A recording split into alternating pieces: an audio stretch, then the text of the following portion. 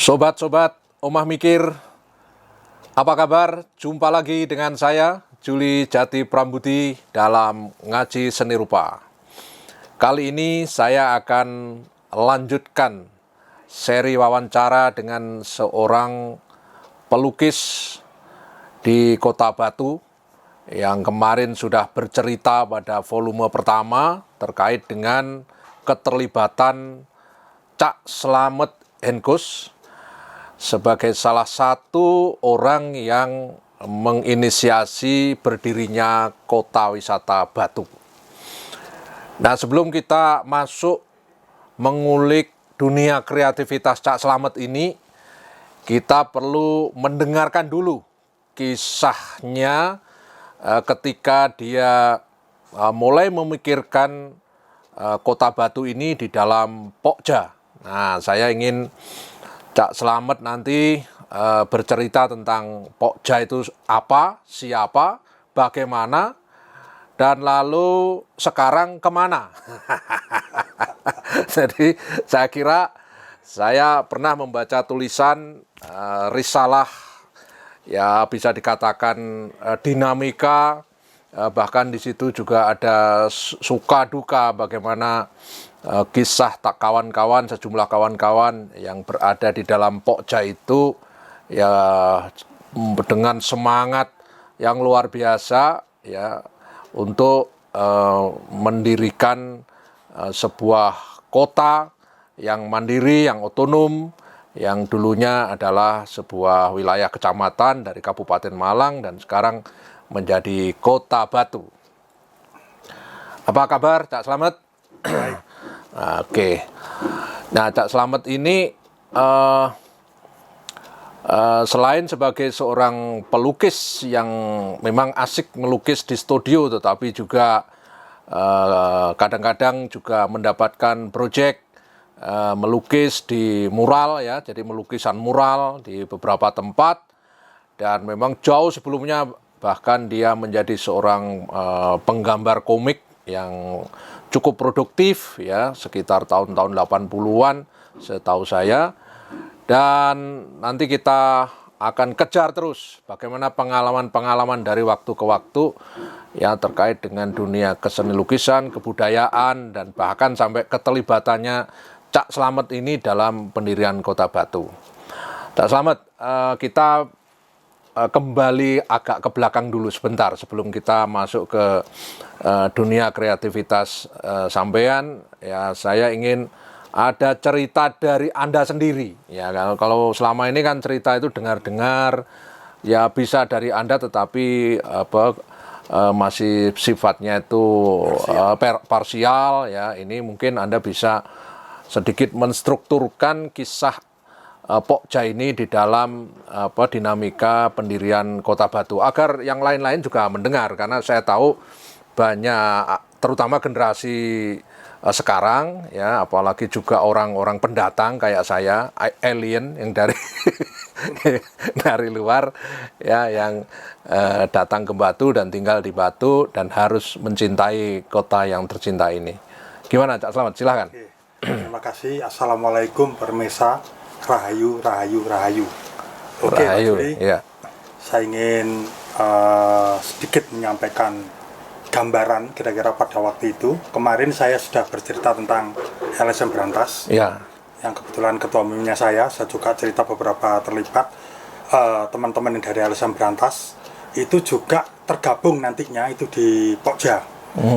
Pokja itu, berdirinya Pokja itu ada 3 peristiwa yang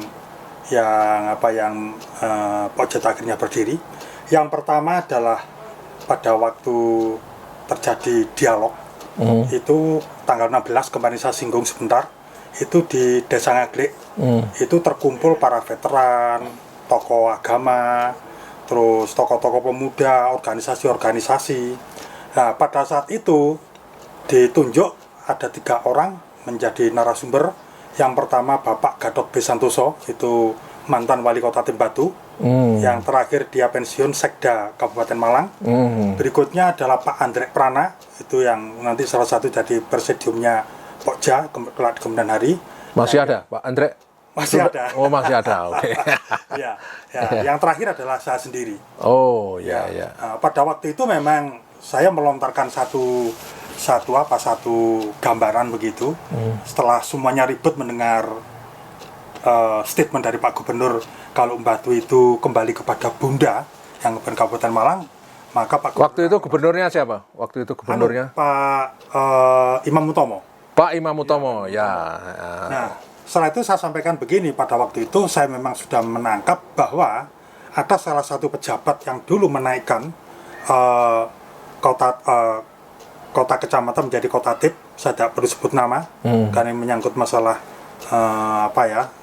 beliaunya itu keluarganya, itu saya menganggap bahwa itu adalah suatu tangga untuk menuju jenjang yang lebih tinggi. Beliau pada waktu itu adalah pejabat yang ada di Kabupaten Malang. Setelah itu di Provinsi Jawa Timur, dimutasi ya. Jadi Wagub, jadi Wagub. Saya menyampaikan kalau itu ada masalah kenaikan status dari dari kecamatan ke kota administratif, itu adalah persoalan politik. Tentu saja yang namanya Pak Gatot B. Santoso ini sedikit marah dia, marah sekali. Akhirnya pada waktu tanggal 16 itu kan ada malam tirakatan ya. Itu di balai desa itu terkumpul banyak orang, akhirnya itu menunda karena terjadi perdebatan yang sangat panjang sekali. Pada saat itu merespon omongan saya yang sangat keras, termasuk Pak Andre juga nambah-nambahin ngegongi gitu. Nah, akhirnya itu menjadi satu hal yang diingat banyak orang, dan itu sempat tergeser menjadi jam 12:30. Sorry, sebentar. Kok dianggap keras itu omongan kayak apa sih? Ya tadi saya kan nyampaikan, kalau Batu itu naik, bukan karena persoalan administrasi, tetapi karena tangga politik yang dikeluarkan oleh pejabat. Jadi pejabat ini menaikkan tingkat yang lebih tinggi. Itu adalah tiket gitu, semacam kayak tiket gitu. Nah, itu kita menangkap itu. Karena apa? Karena sejak tahun 93 itu memang Batu tidak pernah dibangun. Kemarin saya jelaskan salah satu. Nah, setelah itu peristiwa yang kedua adalah pada waktu. Jadi 93 itu kan masih kecamatan Kabupaten Malang ya? 93 itu sudah menjadi kota tip. Oh, kota tip. Ya, tapi bagian dari Kabupaten Malang. Oke, tapi tidak pernah dibangun. Tidak pernah dibangun. Ketika menjadi kota tip. Betul sekali, tidak pernah dibangun. Terus gimana? Nah, yang kedua itu terjadi peristiwa tanggal 4 September, itu saya pimpin sendiri, kita demo. Karena pada waktu saya agak belakang sedikit ya. Setelah selesai malam tirakatan itu, saya paginya tuh ketemu dengan Bapak Sekretaris Daerah tadi Sekota ya, itu Pak Haryono Anwar, sekarang almarhum. Beliau datangi saya. Saya akan mau ditemukan oleh Pak Bupati Said. Bupati Said. Nah, pada waktu datang ke sana, saya diterima oleh orang yang namanya Pak Imam Hidayat. Pada waktu itu beliaunya adalah asisten 1. Pak Imam Hidayat asisten 1. Ketika saya datang ke sana itu, beliau saya curhati itu tidak ditemukan pada Pak Bupati, malah beliaunya cerita tentang masalah akan ada semacam sosialisasi tentang undang-undang otonomi daerah. Oh iya. Jadi menjelang Otoda waktu itu. Nah, itu saya diam aja, tapi dalam hati saya kemurungsung itu. Loh, kita ini mau curhat kok malah dilapor itu. Akhirnya kami pulang tidak jadi ketemu dengan Pak Said. Tidak jadi ketemu dengan Pak Bupati.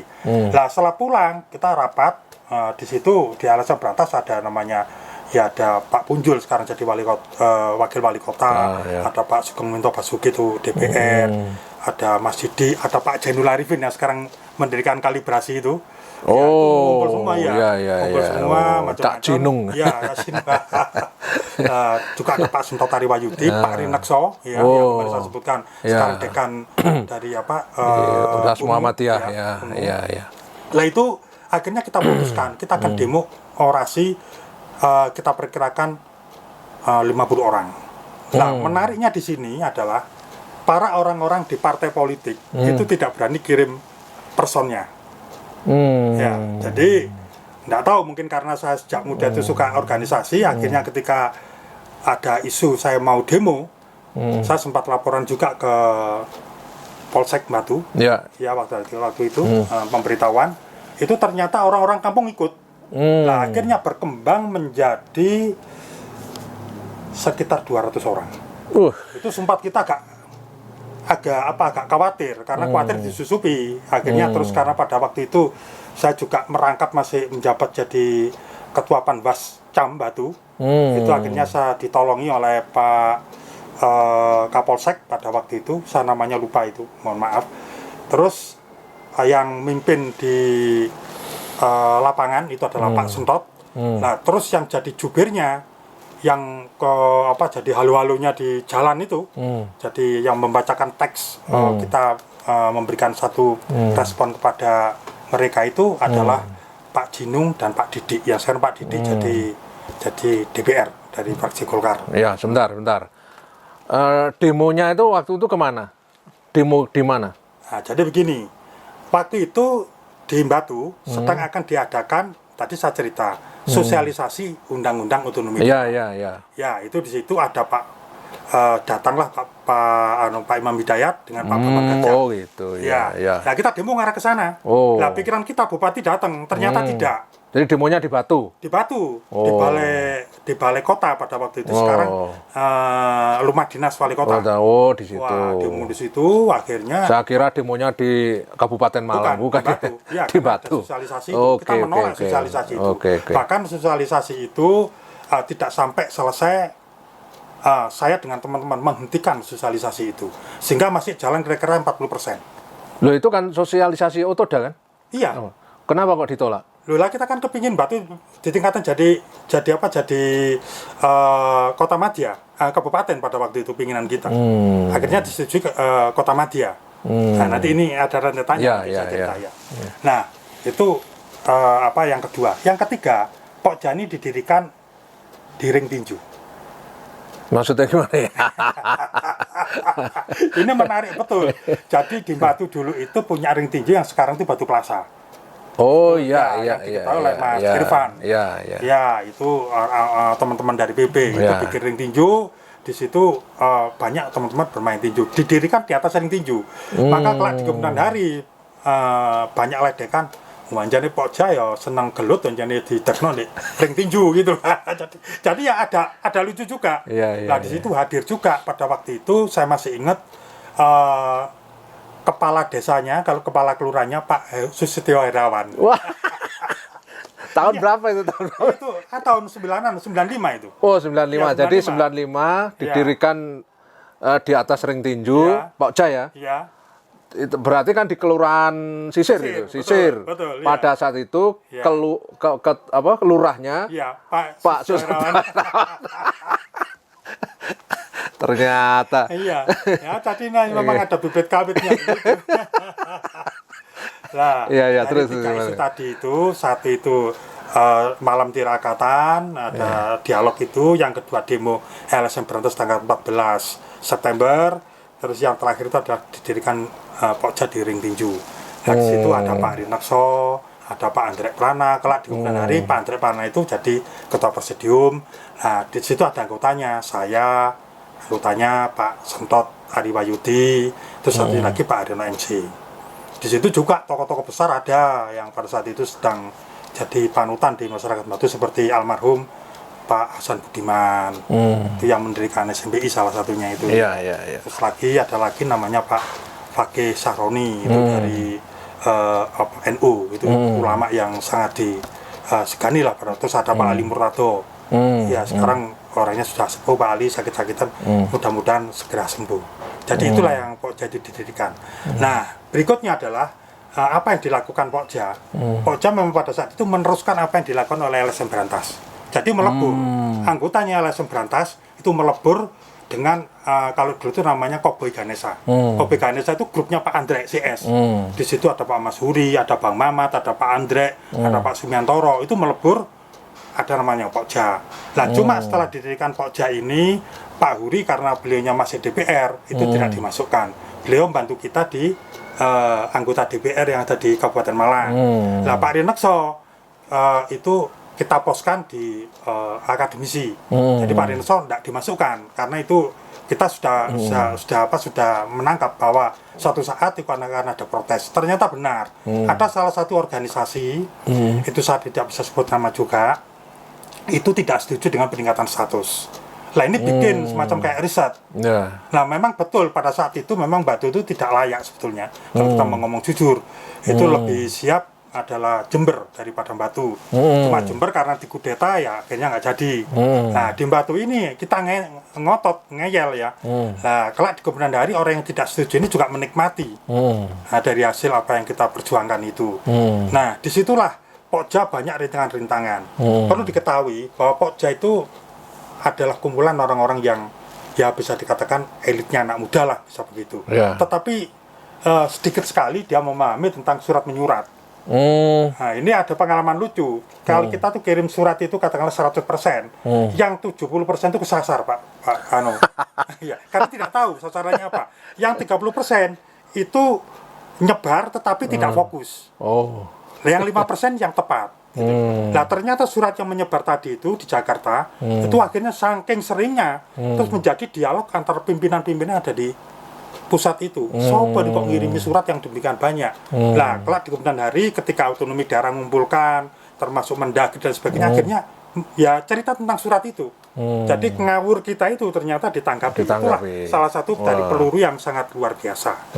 Nah kalau sekarang tanya kira-kira orang-orang Pakja itu kemana saja, ya sekitar kira-kira 10 orang sudah almarhum meninggal dunia. Yang lainnya ada kembali ke partai, kembali ke pekerjaannya sendiri. Terus ada yang sekarang tuh ya tidak jadi apa-apa, menikmati pensiun. Karena kita memang pada waktu itu sudah berjanji bahwa Pokja ini tidak akan merampas atau merebut kekuasaan. Kalau mereka kembali ke partai itu karena memang asalnya dari partai mereka. Tetapi kita lebih cenderung bahwa yaitu adalah perjuangan yang bersifat bebas, independen, dan tidak ada kaitannya sama niatan-niatan untuk membangun kekuasaan. Nah, ketika Pokja itu sekitar tahun 2003, Pokja membubarkan diri. 2003? Membubarkan diri. Itu belum sampai muncul, sudah Kota Batu? Ya, kalau Kota Batu kan tahun 2002. Ya, 2003-nya mengundurkan diri setelah membuat rekomendasi. Ada rekomendasi itu sudah saya ceritakan kemarin, bagian itu tentang apa yang diinginkan. Ya, termasuk ada artefak terkait dengan kebudayaan, terkait dengan pendidikan, ada museum, ada infrastruktur, ada suprastruktur, terus organisasi bagaimana dibentuk.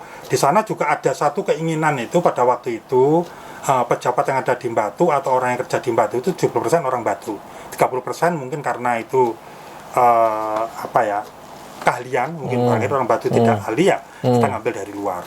Sebentar, tadi kan 2003 Pokja membubarkan diri. Sementara kota yang diidam-idamkan sudah berdiri tahun 2002. Sudah berdiri malah bubar, apa ya? Kenapa? Pertimbangannya apa waktu itu? Memang begini, pada waktu itu memang komitmen kita seperti itu. Karena di situ kan sudah akan terbentuk pemerintah baru. Terus ada terbentuk DPR. Itu maka kita harapkan mereka bisa membawa ini, karena kami tidak ingin ada kontraksi lagi. Karena sebelumnya itu sudah ada semacam kayak LSM atau perkumpulan yang memakai plat merah. Memang sengaja diciptakan untuk menggagalkan. Itu ya bisa dari induk, bisa juga dari sini. Karena pada waktu itu tidak ada satupun orang yang menyangka bahwa Batu ini akan jadi kota. Karena dari semua prediksi itu Batu ini tidak berkualitas kalau jadi kota. Tetapi yang paling banyak pada waktu itu sangat membantu justru dari para pemikir-pemikir yang ada di UB, Ubra, itu banyak mendukung kita. Saya namanya lupa, ada beberapa profesor itu mendukung kita karena keinginan yang sangat besar dari masyarakat sendiri. Karena pertimbangannya beliaunya begini, apa yang ada sekarang ini ada kata yang tidak layak, tapi kalau masyarakatnya berkehendak itu pasti akan jadi. Tapi kalau masyarakatnya tidak berkehendak itu ya tidak jadi. Karena ada beberapa contoh akhirnya kembali kepada induknya. Karena masyarakatnya tidak memberikan respect. Nah justru di kita ini masyarakatnya yang bergerak dan respect. Gitu. Bentar. 2003 itu kan masih jauh dari runtuhnya Orde Baru kan? 2003 sudah selesai. Oh iya, sorry. Orde Baru 1998. Iya. Ya, oke. Jadi Pak Harto itu turun 98, kita reformasi. Terus gerakan itu muncul. Ya. Sebentar, yang saya tanyakan biar juga kawan-kawan ngeh timelinenya ya. Jadi garis waktunya. Kalau waktu itu masih berbentuk kotatif, itu tahun berapa? Kotatif itu tahun 93. 93. Ya, jadi sebelum Orde Baru. Orde Baru masih sangat kuat. Iya, makanya ini bisa dipahami kawan-kawan ya. Makanya jadi tadi saya cerita kalau itu buat tiket itu karena Orde Baru sangat kuat. Oh iya, itu kan makanya kayak bupati, wali kota itu kan drop-dropan. Betul. Ya. Jadi memang kalau Anda semua masih generasi muda yang lahirnya itu di bawah 1995 ke sini, ya secara batin itu mungkin belum bisa mengapresiasi karena Orde Baru waktu itu memang luar biasa kekuasaannya, sehingga saya bisa membayangkan tingkat represi dari kekuasaan dalam mengapresiasi keinginan arus bawah untuk apalagi terus mendirikan kota otonom yang namanya Kota Batu. Ternyata tadi ada kisah, jadi 1993 sudah terbentuk Kotatif, Kota Administrasi Batu, dan ternyata juga selama itu tidak ada pembangunan, maka terus terjadi dorongan untuk lebih meningkatkan statusnya. Ya, ini juga istilahnya itu rahmat Tuhan, blessing in disguise. Ternyata Orde Baru runtuh 98, ya, jadi 93 ke 98, 5 tahun kemudian, ya setelah itu ada otonomi daerah. Ya, inilah yang kemudian memberikan peluang secara regulatif maupun peluang secara politis, ya munculnya Kota Batu yang sekarang ini sudah mulai dari kaki Arjuna sana sampai ke lembahnya sudah banyak bangunan-bangunan, banyak didirikan macam-macam ya, sampai menjadi pusat wisata. Nanti juga Cak Ainkus akan saya minta pendapatnya tentang apa yang dulu dibayangkan, karena pada volume pertama saya sudah mengatakan bahwa pada tahun-tahun 90-an awal ketika saya juga cukup sering ke Batu, itu memang Kota Batu itu memang sudah terstigma sebagai kota dingin. Ya, karena itu di Batu itu kalau Anda jalan-jalan di sudut-sudut kota, masuk ke beberapa jalan itu masih ada dijumpai bangunan-bangunan lama yang berarsitektur bergaya kolonial, ya, dan bahkan ada tempat pendidikan mengenai agama-agama dari Eropa, terutama agama Katolik atau apa gitu. Itu sebenarnya itu sebuah keniscayaan dari masa kolonial yang memang kolonialisme juga membawa macam-macam kebudayaan, termasuk juga ada perkembangan ilmu pengetahuan termasuk agama di dalamnya ikut serta bersama-sama pada akhirnya. Nah, di Kota Batu jejak semacam itu kelihatan, ya, jadi kelihatan, dan memang itu mengindikasikan Kota Batu itu memang sejak masa kolonial memang sudah jadi semacam kota, ya mungkin kota sejenis kota peristirahatan, ya, tetapi juga kota yang menghasilkan nilai-nilai ekonomi, terutama nilai sumber-sumber daya alam, ya, perkebunan atau pertanian yang memang sangat mungkin di Batu karena memang tempatnya sangat subur, udaranya sangat mendukung, ya, airnya berlimpah-limpah, ya, dan hampir sampai hari ini pun juga fakta-fakta itu masih bisa kita lihat apabila kita naik ke atas sampai ke daerah mana itu yang pemandian panas itu namanya Cangar, ya. Nah, itu Bahkan siang begini kabut gelap gitu di sana itu seringkali kalau kita lewat ndak tahu jalan ya, jalannya remang-remang karena memang berkabut di daerah atas ya sana di hampir dekat Cangar sana. Nah, kembali ke soal tadi ya, setelah jadi kota memang banyak hal kemajuan-kemajuan yang bisa dicatat. Tapi apa sih yang sesungguhnya menurut Cak Henkus yang meleset dari angan-angan gitu ya, meleset dari visi yang sebenarnya dulu dibayangkan? Atau malah ini ya sudah seperti ini? Atau ada semacam ya bisa dikatakan masukan atau kritik terhadap kebijakan kota yang karena ini penting juga kita dengarkan dari salah seorang yang dulu membayangkan bagaimana seharusnya Kota Batu yang diidam-idamkan. Ya seperti apa Cak Henkus menurut sampean gimana? Jadi gini, Batu ini memang sejarah tadi itu sudah sampean gambarkan. Batu adalah masyarakat agraris, masyarakat yang terbuka. Karena Batu itu sebetulnya persilangan mulai dari kerajaan itu memang kita daerah yang ada di tengah, dari Kediri, Singosari dan Majapahit. Demikian juga ketika kolonial datang itu juga menjadi daerah terbuka, siapapun boleh masuk. Iya. Nah, tetapi dengan adanya keterbukaan ini memang hal yang menguntungkan karena percepatan Kota Batu kalau dibanding dengan wilayah Kabupaten Malang yang lain, Batu dari dulu memang nampak lebih menonjol. Memang Batu itu yang dijual seperti yang saya katakan awal adalah landscape sama agraris ya. Agraris itu memang jadi soko gurunya itu. Nah, tetapi kalau kita melihat apa yang terjadi sekarang ini sebetulnya ya dikatakan bleset, ya lumayan bisa disebut 70% bleset sebetulnya. Begini saya ceritakan. Iya. Batu ini kan memang seperti saya katakan kemarin belum punya konsep sebetulnya. Iya. Konsepnya belum ada, grand desainnya belum ada. Sehingga pembangunan di sini bersifat sporadis. Karena sekarang seperti kita ketahui mungkin di wilayah Indonesia juga terjadi di mana saja, bahwa warna kota itu kadang-kadang ditentukan oleh selera dari para.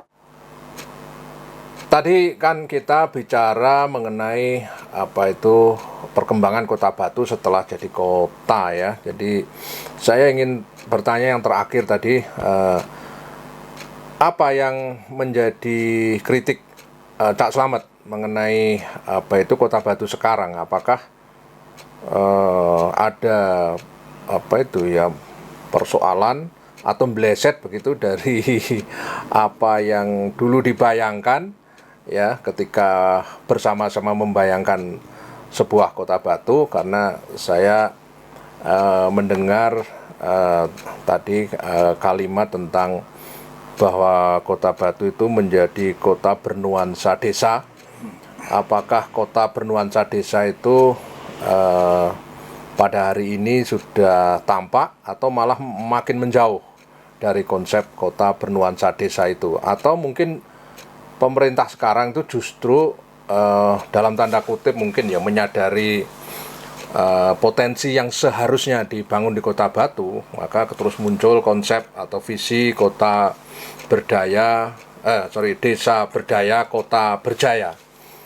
Nah, dalam konteks seperti itu, saya kira ini juga bisa disinergikan ya antara hal yang mungkin bisa dikatakan kurang tepat, tetapi kemudian yang hari ini justru ingin menarik lagi pada posisi yang dulu dikatakan itu ya, yaitu kota bernuansa desa, dan secara tegas juga kemudian muncul sebagai sebuah visi desa berdaya, kota berjaya. Dari posisi itu gimana pendapat Cak Slamet? Ya memang kalau dari pengalaman beberapa tahun sebelum sekarang ini, sebelum wali kota sekarang ini, saya melihat bahwa orientasi pada saat itu adalah investasi. Pada investasi ini memang lebih mengarah bagaimana mencari uang secara cepat. Nah, oleh sebab itu yang paling gampang adalah karena Batu itu kota pariwisata, maka budaya snob atau snobis ini itu lebih diberi ruang daripada yang lain-lain. Karena pada waktu itu memang PAD kita itu memang masih kurang mencukupi, terutama kalau mau membayar DPR gitu kan mesti tidak bisa banyak. Tapi kalau sekarang investasinya kuat itu kan karena PAD-nya kuat, karena DPR itu dibayar oleh PAD. Nah, dari PAD inilah maka DPR akan bisa mendapat bayaran berapa sesuai dengan kemampuan dari PAD itu sendiri. Itulah wali kota yang lama itu membangun dengan cara itu. Nah, sebetulnya saya melihat itu tidak masalah, tetapi yang jadi persoalan kita itu adalah persoalan karakter. Ya, karakter ini yang jadi problem. Kalau itu dikaitkan dengan Batu kota bernuansa desa, itu tidak ketemu. Karena desanya itu belum tergarap pada saat itu. Baru wali-wali kota yang sekarang ini mulai mempunyai satu itu, tapi ini masih akan secara bertahap mungkin akan dimulai juga implementasinya atau pembangunannya. Tetapi yang jelas bahwa dari apa yang dikatakan kemarin itu, saya mengatakan bahwa posisinya itu 70% lawan 30. Jadi 70% itu lebih kayak seperti Singapura, 30% kita belum terarah gitu. Tetapi kalau ini dikatakan itu kalau bahasa Jawa wis kadung, ya sebenarnya kita juga harus berpikir bahwa ini harus dicarikan solusinya.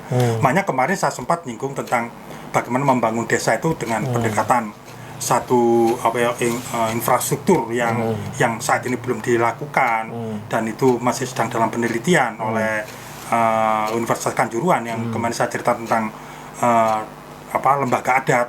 Itu memang salah satu bagian dari upaya-upaya untuk memberikan keseimbangan. Karena bagi saya itu sebetulnya investasi ini harus sudah selesai, tidak boleh diperpanjang lagi. Karena sepanjang investasi ini tidak memberikan dukungan kepada hadirnya desa. Kemarin kita kan sempat juga nyinggung perkara kereta gantung. Kalau kereta gantung itu didirikan, misalkan katakanlah memang ada isu kereta gantung itu salah satu kakinya itu ada di Jatim Park 3 dan Jatim Park 1, setelah itu di Toyomerto. Kan saya mikir begini, kalau Jatim Park itu kan sudah kaya raya, uangnya banyak, sudah sekian tahun dia sudah ngambil artinya dengan keamanan, terus dengan adanya kondisi perangkat-perangkat yang bersifat lunak maupun non lunak di Batu ini, dengan sudah cukup gitu loh. Artinya kalau itu diberikan ke desa kan lebih bagus, karena di situ ada gerakan-gerakan. Nah, justru sekarang ini yang jadi pemikiran kita itu bagaimana mengurai kemacetan. Kalau sekarang persoalannya kemacetan itu masih terus berlangsung sampai hari ini dan orang bingung melebar jalan, itu bukan solusi. Karena kalau itu tetap objek wisata itu tetap lokasinya tepat di situ. Karena lokasi-lokasi yang sekarang ada itu hampir rata-rata di bibir jalan besar. Misalkan seperti di Nupak, seperti di Rorombo, jalan besar tidak masuk. Sehingga di sana mengurai kemacetan itu agak susah. Nah, akhirnya kepentingan masyarakat yang kebetulan tidak ada kaitannya sama pariwisata biasanya agak terabaikan. Nah, kalau kita sudah macet, Pak Juli sendiri juga merasakan kita mau keluar susah sudah. Betul. Nah, sehingga ada pertanyaan begini, waduh ini sing duit mek Jatim Park tok ae, sing liyane nggak duit gitu. Ini kan menurut saya ada sebuah perasaan di mana bahwa ketimpangan ekonomi ini sangat terasa sekali. Karena kalau kita lihat income per kapita kita itu sangat tinggi, tetapi income per kapita itu kalau menurut pendapat saya itu tidak cocok dipakai sebagai suatu teori. Karena itu uang banyak orang dikumpulkan, dibikin rata-rata. Nah, sehingga kini tidak akan terdeteksi mana yang kaya, mana yang miskin. Teori itu mestinya nggak bisa dipakai sebetulnya kalau menurut saya. Tapi kan itu dipaksakan terus supaya melihat bahwa daerah itu surplus, padahal tidak. Nah, dengan adanya nanti itu gerakan-gerakan desa lewat lembaga adat nanti sebagai supporting infrastrukturnya, saya pikir nanti itu akan muncul bentuk-bentuk bibit-bibit baru di mana akan muncul gerakan-gerakan ekonomi dari desa yang berbasis kultural. Gitu. Volume pertama kita sudah mengulik tentang lembaga adat ya. Jadi mungkin ini kawan-kawan bisa jadi sebuah pemikiran kita semua bahwa pembangunan itu memang harus dikonsep secara utuh, secara holistik, menempatkan manusia sebagai subjek. Ya, seringkali manusia itu malah dijadikan objek, padahal salah satu fungsi pembangunan adalah justru meningkatkan martabat kualitas manusianya yang hidup di dalam sebuah wilayah itu. Nah, ketika manusianya itu dijadikan objek pembangunan, ya akhirnya ya menjadi termarginalkan, artinya menjadi tidak menjadi pendukung aktif dari pertumbuhan kota secara organik. Ya, jadi mereka ya tampak mendukung, tetapi tidak organik. Organik itu maksudnya begini, bahwa setiap individu yang hidup di sebuah wilayah itu masing-masing memiliki kesadaran yang otonom untuk menjadikan kota ini memang memiliki visi yang betul-betul disepakati. Misalkan tadi visinya adalah desa berdaya, kota berjaya. Maka ini harus diplotting. Bagi pemikiran saya harus diplotting. Kita harus mendefinisikan dulu yang dimaksud desa itu kayak apa, karakteristik desa itu apa dulu. Ya, karena sekarang ini kan konsep itu tidak jelas, mana yang desa, mana yang semi kota, mana yang kota beneran. Ya, jadi harus desa itu apa. Nah, desa itu saya kira memang harus ada identitas lokal, ada lokal color-nya yang kuat, ya, dengan ada diferensiasi daya beda dengan desa-desa yang lain, ya entah itu cara hidupnya, cara berumahnya, artinya membangun rumahnya, bahkan bahasanya, ya norma-norma sosial yang dilakukan oleh masyarakat itu dan sebagainya. Jadi itu desa, termasuk orang desa itu selalu punya hubungan yang integratif antara manusia, alam atau lingkungan, ya, dengan yang maha kuasa. Itu karakter desa. Ya, di Nusantara hampir semuanya desa seperti itu. Ya. Jadi desa itu ya bisa jadi kalau itu definisinya desa seperti itu, konsep-konsep snobisme seperti itu tidak akan terjadi. Karena itu konsep snob itu akan muncul ketika ada transformasi, ada perubahan yang sangat sangat kontras dari desa, ya, dalam tanda kutip dipaksa menjadi kota. Ya, dipaksa menjadi kota dalam tanda kutip ini. Nah, dipaksa itu dalam artian infrastruktur yang diciptakan di desa itu memang infrastrukturnya kota gitu, bukan infrastrukturnya desa, begitu loh. Nah, oleh karena itu pikiran-pikiran munculnya lembaga adat menjadi sangat relevan. Ya, ini bagi saya karena ini sebenarnya studi ini bukan hanya untuk Kota Batu sebenarnya. Pikiran ini bisa untuk model ini bisa dipakai untuk membaca model pembangunan di daerah-daerah di seluruh Indonesia. Ya, terus kemudian juga kritik saya juga model pembangunan kota pariwisata atau tempat pariwisata seringkali juga copy paste. Ya, tidak memanfaatkan karakteristik desa itu sendiri. Ya, padahal yang harus dijual di Indonesia itu yang membedakan dengan luar negeri, ya, dengan Eropa, dengan Amerika, dengan bangsa manapun, tidak lain adalah warna lokal. Nah, kalau kita copy paste dengan yang ada di Singapura, misalkan di Singapura, di mana-mana, kita bawa ke sini, ya, kayak di Surabaya itu sampai ada daerah yang mengatakan ini adalah Singapura di Surabaya atau Surabaya di Singapura. Kadang-kadang saya ketawa ini gimana ini? Orang kok jadi terbalik-balik gitu loh. Ya, jadi apa menariknya kok Singapura gitu loh? Apa menariknya? Apa nilai tambah dari Singapura itu? Ya, sebuah tempat yang pulau yang kecil, yang tidak memiliki sumber daya alam ya yang luar biasa, juga tidak memiliki sumber daya kebudayaan yang kaya Indonesia, yang kaya raya seperti ini nilai-nilainya.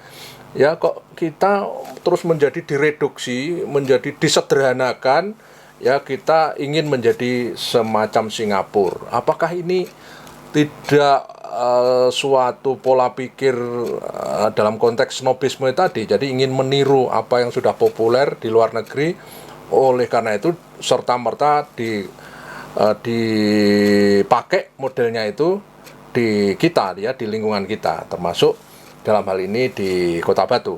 Akibatnya apa?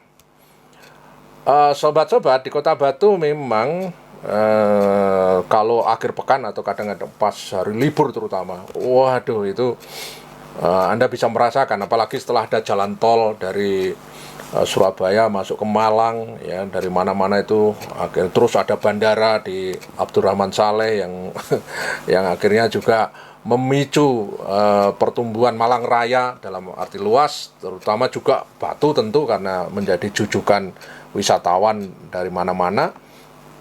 Ya itu akhirnya kita menjadi gelagapan dalam arti penyediaan infrastruktur, terutama jalan. Nah, saya akan sedikit menambahkan, ini kita berbanding terbalik dengan model yang dilakukan oleh Cina misalkan. Cina itu pertumbuhan wilayahnya itu luar biasa, tetapi yang dibangun pertama kali oleh Cina itu adalah jalan. Nomor satu itu jalan. Jadi jalan itu dibuat lebar dulu, ya selebar-lebarnya, ya dan sebagus-bagusnya. Ya, jalan ditembuskan ke sana kemari, ya pakai tol sana kemari. Oleh karena itu Presiden Jokowi itu sangat fokus ke situ, infrastruktur transportasi yang dulu memang bahkan sampai sekarang dikritik oleh lawan-lawan politiknya di macam-macam ya. Padahal itu bagi saya setelah juga tahu bagaimana Cina itu membangun negaranya, kota-kota yang dulu mati, kota-kota yang dulu tidak hidup, kota-kota yang dulu tidak menjadi basis industri, begitu ada transportasi yang lancar, ya sehingga roda perekonomian satu daerah dengan daerah lain itu tersambung dengan sangat bagus. Dan tesis itu ternyata dicoba di beberapa daerah di Indonesia dengan adanya infrastruktur jalan itu, ya akhirnya apa yang terjadi? Misalkan salah satu contoh, misalkan harga mulai tidak, lonjakannya itu tidak drastis. Misalkan harga bensin antara Jawa, luar Jawa yang dulu itu sangat luar biasa, ya gara-gara infrastruktur, ya juga akhirnya menjadi mendekati, ya bahkan ada yang sama persis. Ya kalau dulu memang luar biasa bedanya. Nah, kembali kepada soal infrastruktur, saya kira karena ini sudah ibarat nasi telah menjadi bubur, artinya pembangunan itu sudah dilakukan dalam konteks pariwisata misalkan, yang kemudian juga berdampak pada ekosistem Batu yang ya ekosistem ekonomi, ekosistem budaya, ekosistem desa, ya kemudian lalu lintas masyarakat yang ke sana kemari, sehingga ada hambatan-hambatan yang karena banyaknya orang luar yang masuk ke Kota Batu, ya dan ini menjadi persoalan-persoalan yang harus dihadapi oleh pemerintah Kota Batu sekarang. Nah, saya ingin mendapatkan satu pernyataan dari Cak Enkus sebagai seorang yang memang sejak lahir ceprot itu di Batu, ya. Kalau saya tuh alien ya. Jadi orang yang dari luar kemudian nunut tinggal di Batu. Ya bagaimana dengan situasi seperti itu menurut Cak Enkus? Ya, sebelum nanti kita mungkin pada sesi berikutnya kita mulai ngobrol tentang Pondok Seni Batu, lalu kemudian bagaimana dulu pondok itu didirikan sebagai sebuah orang yang memang benar-benar yang ikut menumbuhkan pondok seni ya dari waktu ke waktu. Setelah itu baru nanti pada sesi yang berikutnya lagi saya ingin masuk apa yang dibayangkan oleh Cak Slamet itu kemudian juga terrefleksikan di dalam karya-karyanya Cak Slamet, mulai dari dulu sampai hari ini seperti apa. Ya sobat-sobat ngaji seni rupa dan sobat-sobat Omah Mikir, saya mungkin dengan Cak Slamet ini akan bisa jadi 3-4 seri ini karena yang ini salah satu orang yang menurut saya ada banyak pengalaman, terutama yang keterlibatannya dia dalam pendirian Kota Batu, terus mengamati dari jarak dekat dan juga bersama kawan-kawan tadi di Pokja, di LSM Berantas dan seterusnya yang kita sudah dengar semua.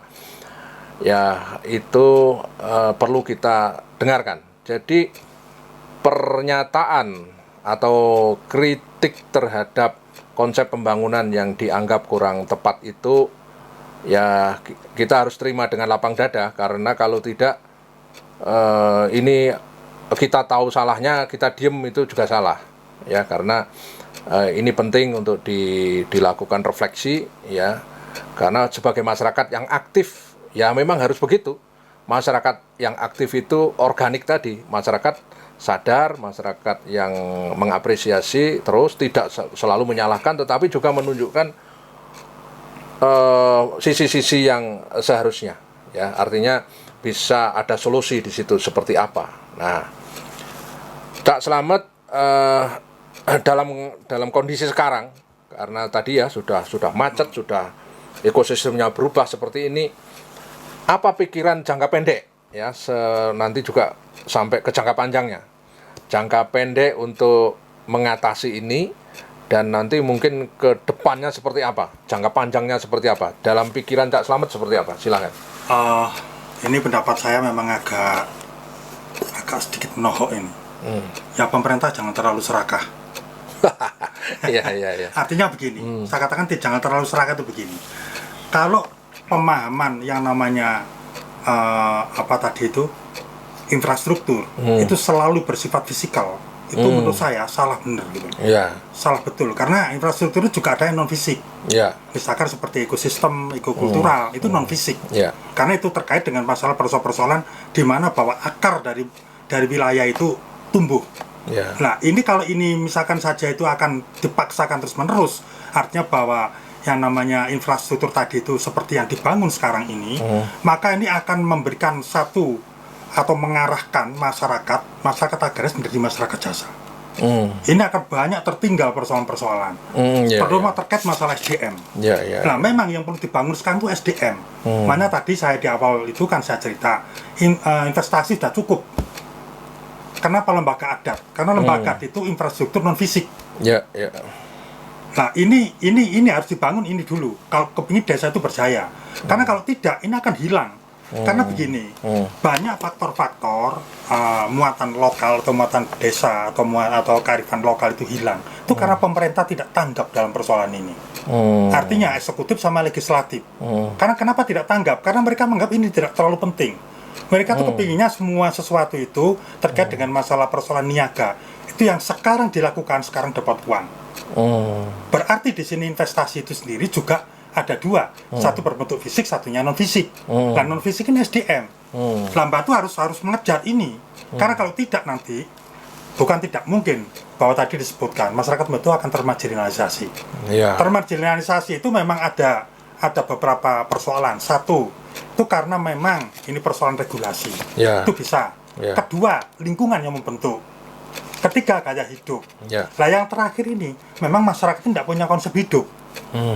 Nah, ini juga bisa mendorong itu menjadi pemiskinan di wilayah ini kalau tidak hati-hati. Nah, oleh sebab itu makanya perlu dipikirkan langkah-langkah yang strategis untuk membangun sistem atau infrastruktur yang non fisik. Supaya apa? Supaya ini mengejar ketertinggalan ini. Kalau tidak, maka ini akan terjadi benturan yang terus-menerus, tidak pernah habis. Kita kemarin sudah nyinggung perkara air, perkara apa. Nah, ini sekarang juga sama. Sekarang itu misalkan aja satu contoh, gimana bahwa pasar yang tradisional itu dibangun sekarang menjadi modern. Nah, modern ini kadang-kadang bisa menghilangkan karakter-karakter sendiri. Sekarang kenapa sih kita bikin pasar tradisional tapi yang bersih misalkan aja? Itu banyak dilakukan seperti di Solo misalkan aja. Itu kan semi modern, itu menjadi menarik. Tetapi kita ini ketika otak kita ini semua pinginnya kayak seperti kemarin di Singapura kan, ini maka batu akan pelan-pelan akan kehilangan.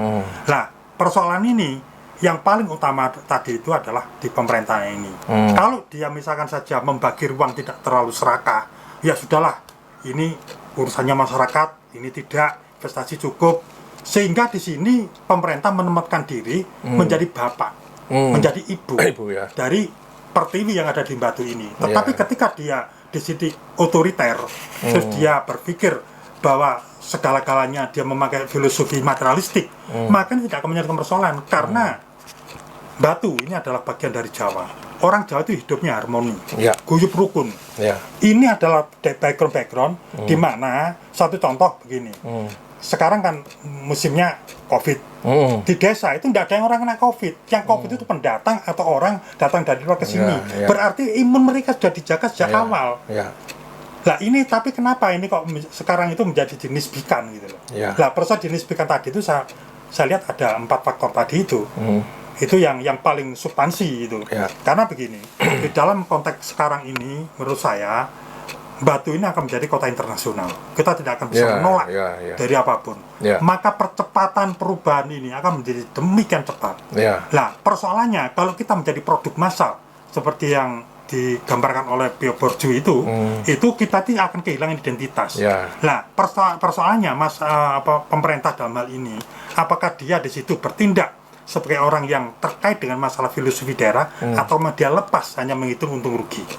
Nah, ketika dia memposisikan diri menjadi untung rugi, maka dia akan mempercepat tindakan-tindakan akan terjadi pengalihan identitas tadi.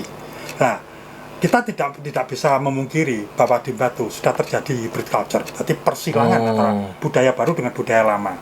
Ini sekarang kalau kita lihat baju, omongan itu sudah lu gue apa itu sudah demikian luar biasa di Batu. Tetapi di wilayah-wilayah desa yang menurut saya sekarang itu masih ada sekitar 30% itu belum terkontaminasi.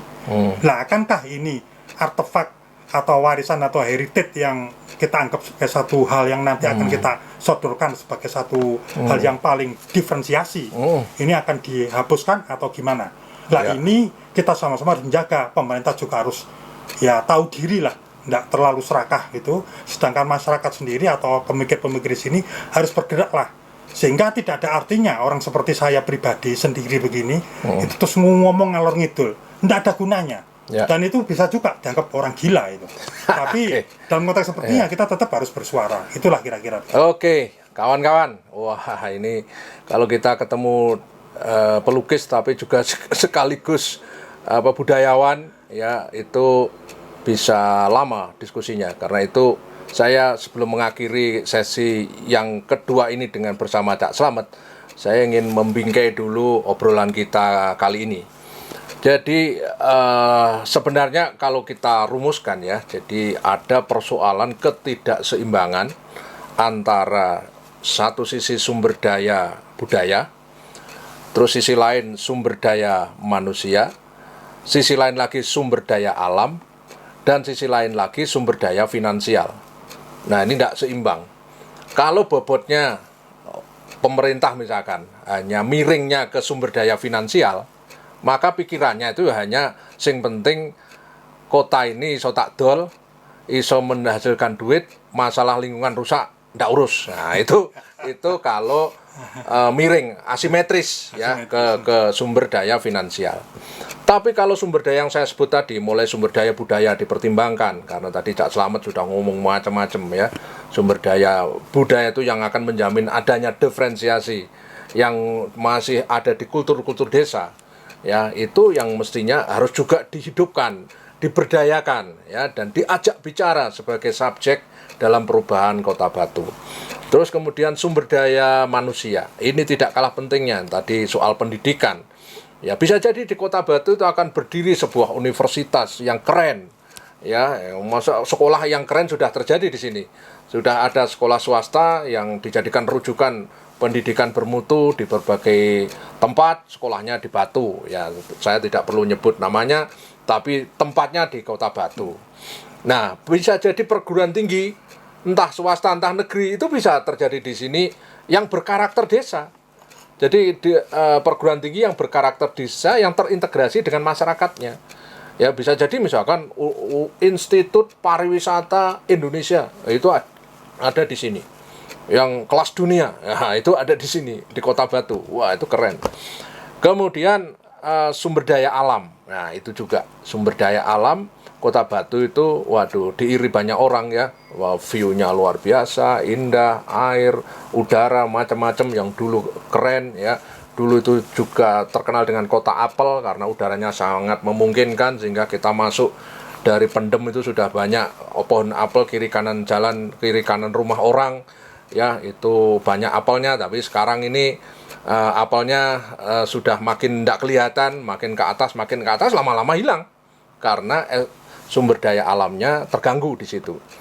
Kemudian juga kita harus akui juga sumber daya finansial itu juga penting ya untuk menjadi pembiayaan di dalam segala hal.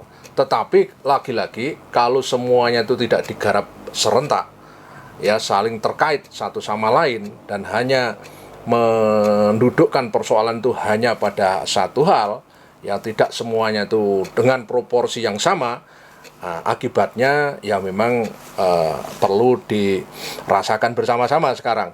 Tapi sahabat, bukan berarti tidak ada solusinya. Nah, solusinya itu nanti akan muncul di sesi ketiga. Ya, jadi tahan dulu, sabar, ketemu lagi di sesi ketiga. Kita akan bicara tentang solusi agar pemerintahnya juga ikut dapat pencerahan, atau ya paling tidak ada hal-hal yang perlu dibicarakan yang lebih mendalam lagi. Kita sebagai warga Batu tentu akan happy, tentu akan ikut suka kalau kota ini menjadi kota yang menarik, kota yang keren, dan kota menjadi kebanggaan kita bersama.